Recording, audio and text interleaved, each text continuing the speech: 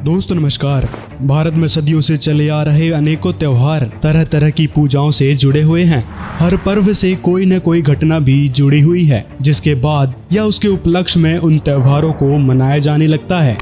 हिंदू धर्म के प्रमुख पर्वों में से एक पर्व है गोवर्धन पूजा, जो द्वापर युग से मनाया जा रहा है। आज की इस वीडियो में हम इस पर्व और इस पर्व से जुड़ी घटना और इसके सार से परिचित होंगे।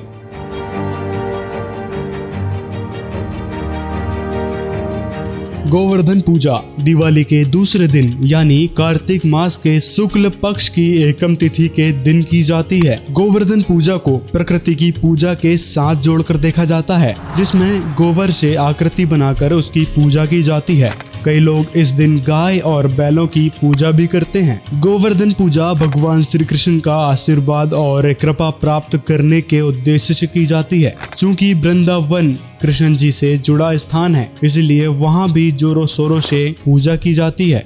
श्री कृष्ण जी के भक्तों के लिए गोवर्धन पूजा का विशेष महत्व है। वह इस त्योहार का इंतजार करते हैं और जिस दिन यह त्योहार होता है उस दिन वह ब्रज में गोवर्धन की परिक्रमा करने के लिए विशेष रूप से पहुंचते हैं। ऐसा करके वह समझते हैं कि उन्हें भगवान श्री कृष्ण की कृपा प्राप्त होगी। गोवर्धन पर्वत को भगवान श्री कृष्ण का ही रूप माना जाता है। वह एक छोटा सा पहाड़ है जो ब्रज में स्थित है, लेकिन भगवान श्री कृष्ण के भक्तों की इस पर्वत में बहुत आस्था है। श्री कृष्ण जी के भक्त गोवर्धन पर्वत को पर्वतों का राजा मानते हैं। यह पर्वत द्वापर युग से ही यहीं पर स्थित है। विचार करें, श्री कृष्ण जी ने जब सहायता की तब द्वापर युग था और गोवर्धन पर्वत भी स्थित था, लेकिन उसी एक घटना को याद कर बार बार गोबर से गोवर्धन बनाकर उसके सामने हाथ जोड़कर बैठने से क्या लाभ होगा? कुछ भी नहीं।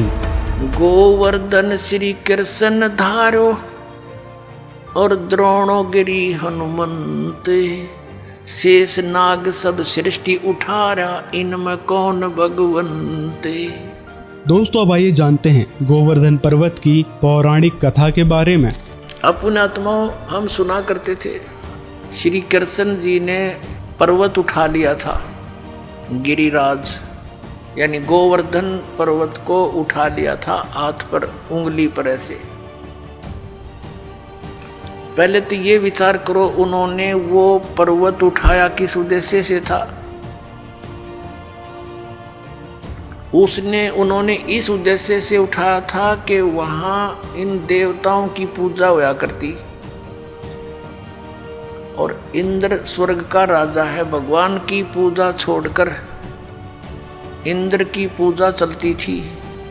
श्री कृष्ण जी ने कहा, भाई इंद्र की पूजा छोड़ दो या दो उस भगवान की पूजा करो।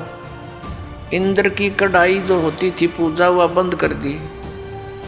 देवराज इंद्र एक समझ लो स्वर्ग का राजा, और उसके अंतर्गत ये सब नहर विभाग, सिंचाई विभाग भी आता है, यानी वर्षा करना। तो क्या हुआ, जब इंद्र की पूजा बंद होगी देवताओं की, इंद्र ने सोचा इनको सबक सिखाता हूँ। इतने जोर की वर्षा, काले बादल छा गए, चारों तरफ घटा, काली घटा छा गई और मूसलधार वर्षा शुरू होगी। व्रज नगरी को डुबोने के लिए अब चारों तरफ हाहाकार मच गया। गौवें भी रंभाने लगी, ग्वाल बाल, क्योंकि गोवर्धन वो पर्वत जो था वहाँ पर गौवें चरा करती थी, वर्षा होती थी, घास होता था, और उन दूध दाद बेच कर ये काम चलाया करते थे अपना।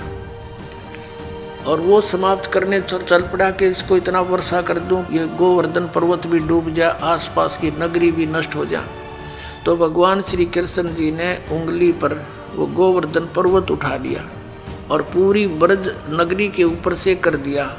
सारा इंद्र बरस लिया, खूब वर्षा कर ली। सारा पानी उस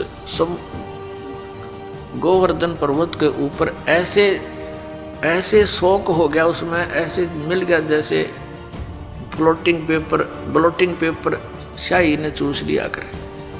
आखिर में थक गया इंद्र, आके पैर पकड़ दिए कि मुझे अक्षमा कर दो। कहने लगे चला जा, तेरे को कर दी अक्षमा। और खबरदार आज के बाद तूने अपनी पूजा के लिए व्रजवासियों को कंपेल किया। तो फिर वो गोवर्धन यथास्थान पर रख दिया। दोस्तों, जिन देवी देवताओं की आज तक हम पूजा करके सुख पाना चाहते हैं, उनकी पूजा के लिए भगवान श्री कृष्ण जी ने द्वापर युग में ही मना कर दिया था। श्री कृष्ण जी कहा करते थे, सभी देवी देवता अपने कार्य के लिए पूर्ण परमेश्वर द्वारा निहित किए गए हैं और वे अपना कर्म कर रहे हैं। वे उसमें कम और ज्यादा नहीं कर सकते, यानी वो हमारे भाग्य को बदल नहीं सकते। हमें सिर्फ पूर्ण परमेश्वर की पूजा करनी चाहिए। केवल एक मालिक की भक्ति करने से ही लाभ प्राप्त होता है। जो गुरु लोग हमें ये शिक्षा देते थे और ये कथा सुनाते थे, श्री कृष्ण जी ने गोवर्धन उठाया और फिर वो इन्हों कहते थे देवी देवताओं की पूजा करो, श्राद्ध निकालो। अरे भले आदमी हो, श्री कृष्ण जी ने तो देवताओं की पूजा छुटवाई थी, तुम दंड कर रहे हो, उनके विपरीत ज्ञान दे रहे हो, गुण गा रहे हो श्री कृष्ण के, और तुम इसको भगवान बता रहे हो। परमात्मा कहा करते थे कि केवल एक इस लीला को, इस लीला से ही तुमने उसको भगवान मान लिया। ये तुम्हारी ना समझी है, बालक बुद्धि है कि ये कंप्लीट गॉड मान लिया तुमने, गोवर्धन उठा लिया था। क्या बताते हैं परमात्मा? गोवर्धन श्री कृष्ण धारो और द्रोणो गिरी हनुमंत, शेष नाग सब सृष्टि उठारा, इनमें कौन भगवंत। यदि तुम एक ही इस लक्षण से, इस चमत्कार से कि श्री कृष्ण जी ने गोवर्धन उठा लिया, हनुमान जी ने तो फिर द्रोणागिरी उठाई, और आप ही लोक वेद सुनाते हो ब्राह्मण लोगों के शेष नाग के सिर पे कहते हैं एक कूर्म है, कूर्म के ऊपर एक शेष नाग है, शेष नाग के सिर पे एक बैल है और उसके ऊपर फिर सारी पृथ्वी रखी है। कहते तुम मानते हो कि शेष के सिर पे सारी सृष्टि है शेष नाग के, तुम यो सारे ब्रह्मांडा तुम्हारे पूरे ब्रह्मांड ने उठा रहा, समझ लो पूरी पृथ्वी उठा रहा। तो इनमें भगवान कौन सा है? श्री कृष्ण है या हनुमान जी है या शेष नाग है तुम्हारा भगवान? केवल इसी लक्षण से तुमने भगवान इसको कंप्लीट गॉड मान रखा, पूर्ण परमात्मा। इस विषय में कबीर परमेश्वर जी कहते हैं, कबीर एक के साधे सब सधे, सब साधे सब जाए, माली सींचे मूल को, फले फूले आघाए। श्रीमद् भागवत गीता के अनुसार देवी देवताओं की पूजा नहीं करनी चाहिए। एक पूर्ण परमेश्वर के अतिरिक्त अन्य किसी देवी देवता की भक्ति से कोई लाभ नहीं होता है। यहाँ तक कि त्रिगुण भक्ति यानी रजगुण ब्रह्मा, सदगुण विष्णु, तमगुण शिव जी की भक्ति करने वाले भी श्रीमद् भागवत गीता अध्याय 7 के श्लोक 12 से 15 में मनुष्यों में नीच मूर्ख बताए गए हैं। श्रीमद् भागवत गीता अध्याय 9 के श्लोक 25 और अध्याय 7 के श्लोक 23 के अनुसार देवताओं को पूजने वाले देवताओं को प्राप्त होते हैं, परंतु उन अल्प बुद्धि वालों का वह फल नाशवान होता है, अर्थात देवताओं से मिलने वाला लाभ क्षणिक होता है और भगवान की पूजा करने वाले भगवान को प्राप्त होते हैं। संत गरीबदास जी महाराज इसके विषय में कहते हैं, गरीब भूत रमे सो भूत है, देव रमे सो देव, राम रमे सो राम है, सुनो सकल सुरभेव। स्वयं मूर्ति बनाकर उसकी पूजा करने से कुछ हासिल नहीं होता है। दोस्तों, अब जानते हैं शास्त्र अनुकूल साधना कौन सी है। श्रीमद् भागवत गीता अध्याय 16 के श्लोक 23 और 24 में कहा है, अर्जुन भक्ति करने के लिए कौन से कर्म करने चाहिए, कौन से नहीं करने चाहिए, उसके लिए शास्त्र ही प्रमाण है। हमारे शास्त्र चारों वेद और श्रीमद् भागवत गीता हैं। दोनों में कहीं भी देवी देवताओं की पूजा, गोवर्धन पूजा के बारे में नहीं कहा गया है।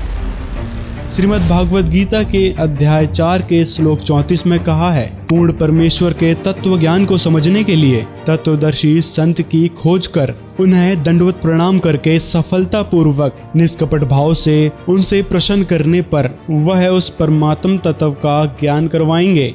आज वर्तमान में वह तत्वदर्शी संत रामपाल जी महाराज हैं, जो पूर्ण परमात्मा की साधना और सभी धर्मों के ग्रंथ, 4 वेद, 18 पुराण, श्रीमद् भागवत गीता आदि से अनमोल ज्ञान खोलकर लोगों को सत्य साधना बता रहे हैं। साधक को अनुपासना को त्याग कर पूर्ण परमेश्वर की सच्ची भक्ति ग्रहण करनी चाहिए। जिसका प्रमाण श्रीमद् भागवत गीता के अध्याय 17 के श्लोक 23 में है, जिसमें परमात्मा पाने के 3 संकेत यानी मंत्र ओम तत्सत बताए गए हैं। ये तीनों मंत्र वर्तमान में केवल तत्वदर्शी संत रामपाल जी महाराज देते हैं। जब तक साधक इन मंत्रों को प्राप्त नहीं कर लेगा, वह जन्म मरण से नहीं छूट सकता। विश्व में एकमात्र तत्वदर्शी संत रामपाल जी महाराज हैं। उनसे नाम दीक्षा लेकर ही कल्याण हो सकता है।